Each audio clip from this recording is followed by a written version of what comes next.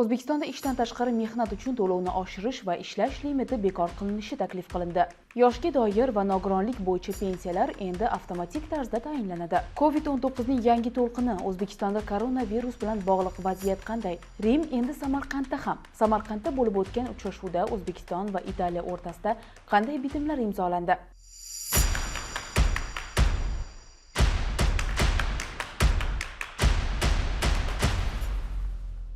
O'zbekiston prezidenti Shavkat Mirziyoyevning taklifiga binoan Italiya Respublikasi bosh vaziri Giorgia Meloni 28-may kuni rasmiy tashrif bilan O'zbekistonga keldi. Samarqand xalqaro aeroportida bosh vazirni davlatimiz rahbari kutib oldi. Tashrifning asosiy tadbirlari 29-may kuni bo'lib o'tdi. Muzokaralar davomida Shavkat Mirziyoyev va Giorgia Meloni strategik sheriklik munosabatlarini mustahkamlash to'g'risida qo'shma deklaratsiyani qabul qildilar. Tashrif doirasida investitsiya, muhim xomashyo, migratsiya masalalari, atrof muhit, meros, yashil rivojlanish sohasida Sochi Sit va Ansaldo kompaniyalari va boshqa sohalarda hamkorlik qilish, Tushe, Pizza va Turin universitetlari bilan hamkorlik to'g'risida bitimlar qabul qilindi. Shuningdek, Italiyaning Milliy tadqiqotlar markazi, Simist, Danieli kompaniyalari va Perugia universiteti bilan ham qator kelishuvlar imzolandi. Muzokaralar yakunida Samarqanddagi ko'chaga Rim shahri nomi berildi. 30-may kuni esa Shavkat Mirziyoyev Ostona shahrida o'tkazilgan Markaziy Osiyo Italiya sammitida ishtirok etdi.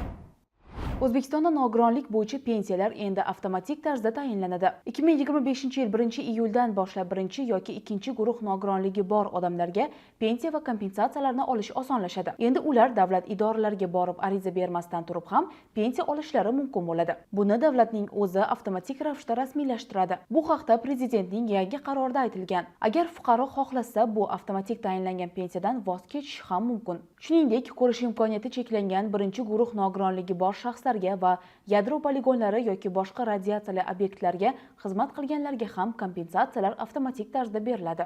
Nogironlik pensiyasi tayinlangandan so'ng kamida 1 yil ish staji bo'lganda pensiya miqdori har 2 yilda proaktiv tarzda qayta hisoblanadi. Shuningdek, yoshga doir pensiya ham fuqarolar murojaatsiz tayinlanadigan bo'ldi. Pensiya yoshiga to'lgan kuni pensiya tayinlash masalasi avtomatik tarzda ko'riladi va pensiya beriladi.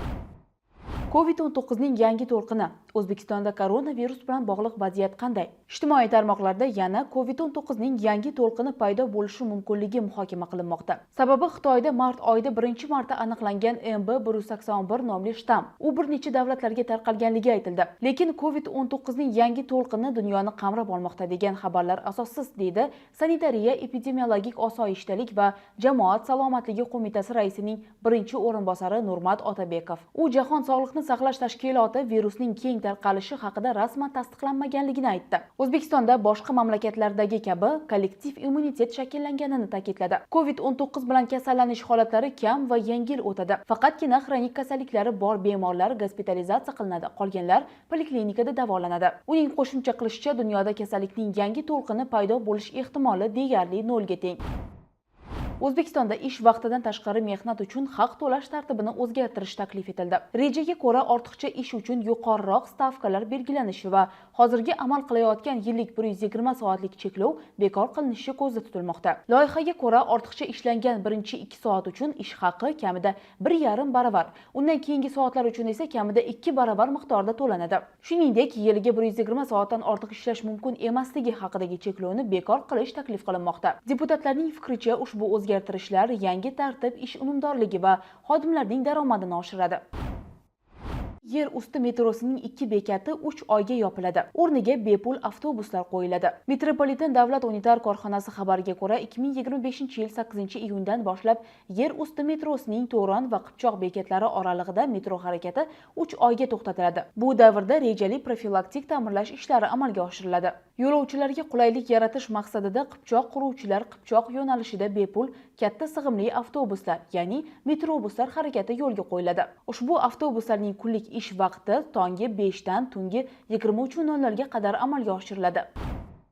O'zbekistonda Qurbon hayiti 6-iyun juma kuni nishonlanadi. Prezident Muborak Qurbon hayitini nishonlash to'g'risidagi qarorni imzoladi. Bayram munosabati bilan yurtdoshlarimiz 3 kun ketma-ket dam olishadi. 6-iyun juma Qurbon hayiti, barcha uchun dam olish kuni. 7-iyun shanba qo'shimcha dam olish kuni. 8-iyun yakshanba barcha uchun odatdagi dam olish kuni. Keyingi haftada yaxshi yangiliklar ko'payishiga umid qilamiz. Sizlar bilan Mohinur Umurzoqova bo'ldi. Kelasi haftada ko'rishguncha